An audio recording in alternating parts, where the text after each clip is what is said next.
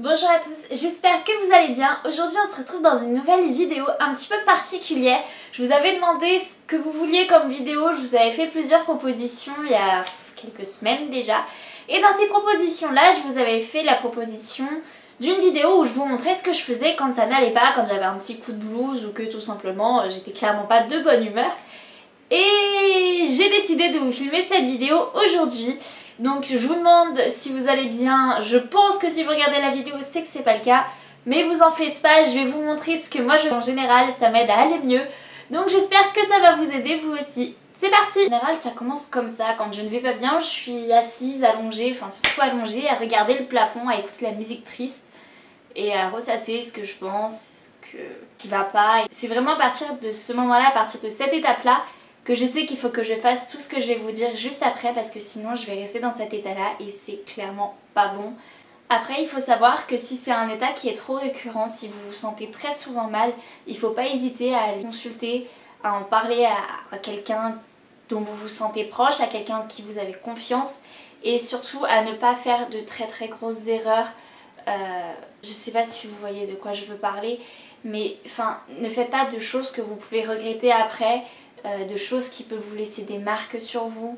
Je pense notamment à tout ce qui est mutilation, scarification, appelez ça comme vous voulez. Je suis passée par là, je sais ce que c'est et s'il vous plaît ne le faites pas, ne commencez jamais, c'est tellement dur de s'en sortir que s'il vous plaît ne commencez jamais. Vraiment je préfère que vous parliez. Si vous voulez je peux même faire un groupe sur Facebook pour qu'on puisse en parler tous ensemble, il n'y a pas de souci.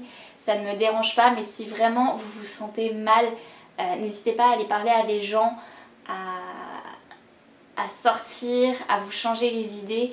Je ne suis pas spécialiste, je veux juste vous aider avec ce que moi j'ai traversé. N'hésitez pas à aller consulter et surtout parlez-en à votre entourage, c'est vraiment ce qu'il y a de plus important. Moi je sais que si ma mère n'avait pas été au courant, j'en serais encore probablement au même stade, voire même pire que ce que je faisais. Je serais probablement même pas là en train de filmer cette vidéo.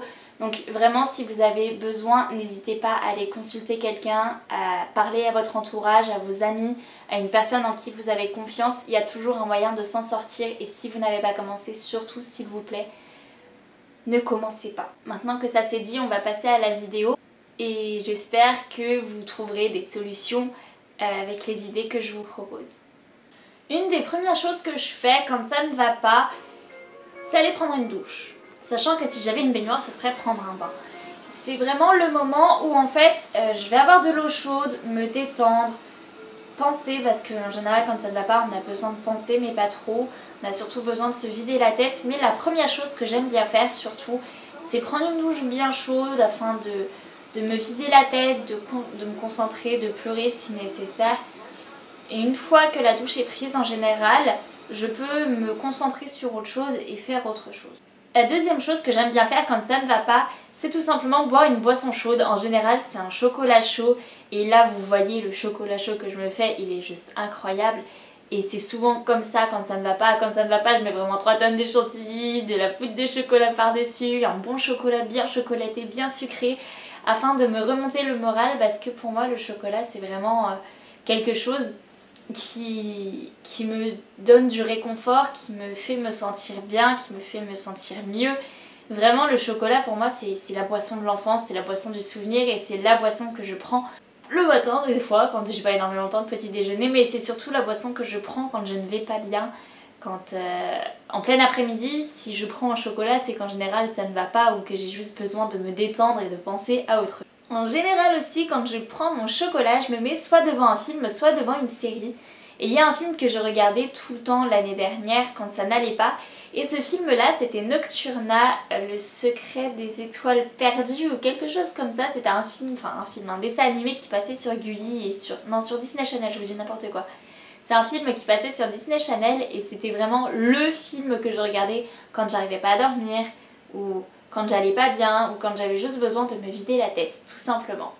Ensuite, la quatrième chose que je fais éventuellement quand je ne vais pas bien, c'est souvent que je m'endors. Et en général, je m'endors devant le film. Donc dormir, ça permet de ne plus penser à rien en fait quand on dort.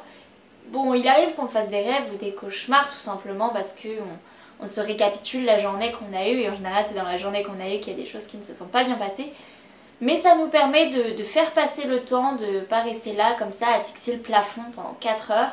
Si on dort pendant 30 minutes, c'est déjà bien, je pense, ça nous permet de nous concentrer sur autre chose et de nous vider l'esprit. En 5e, ça c'est vraiment quand je vais pas bien mais que ça commence à aller mieux et que je commence à me remotiver. C'est tout simplement sortir dehors, aller prendre l'air, me balader un petit peu.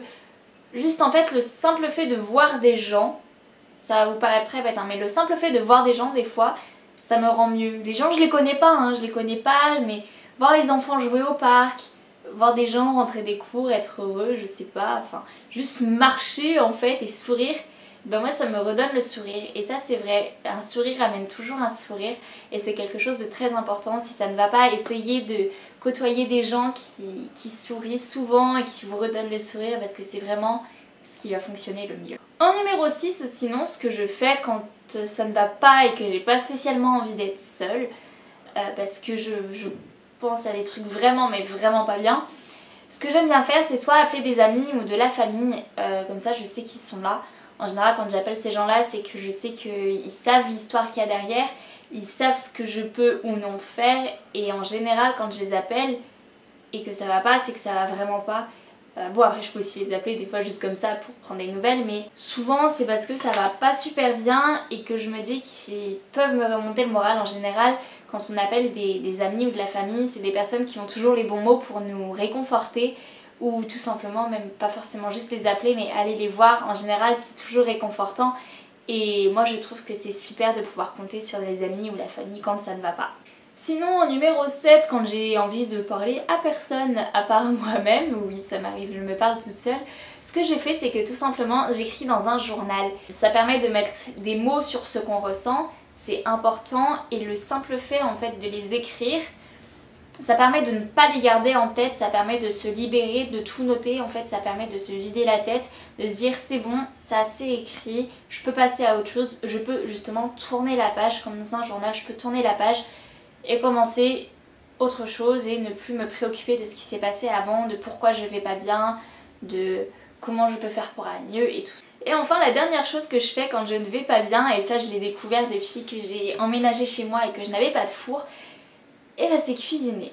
Quand je vais pas bien, j'ai cette tendance à vouloir faire des pâtisseries, de la cuisine en fait tout simplement en général, mais c'est vrai que c'est surtout les pâtisseries en général que je fais quand je ne vais pas bien ou que j'ai juste envie de m'occuper. Mais surtout quand je vais pas bien, c'est la pâtisserie que je fais, j'adore faire des gâteaux, tester des nouvelles recettes de cuisine. Et c'est vrai que ça c'est un truc que je fais quand je ne vais pas bien. J'espère que la vidéo vous a plu, si c'est le cas n'hésitez pas à mettre un petit pouce en l'air, à vous abonner si ce n'est toujours pas fait et moi je vous dis à bientôt dans une prochaine vidéo. Bye!